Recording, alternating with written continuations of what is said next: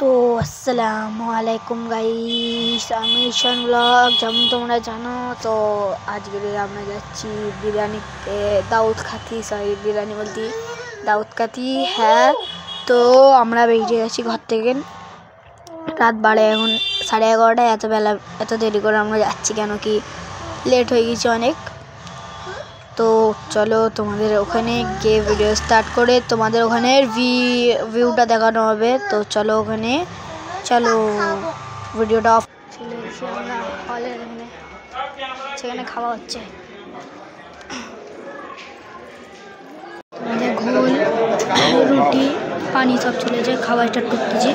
ভাতের ব্লগটা দেখে আস, তাই টাটা হয়ে যাবে। ভাতে চলে এসেছে আমাদের বিরিয়ানি, ভাত আর এই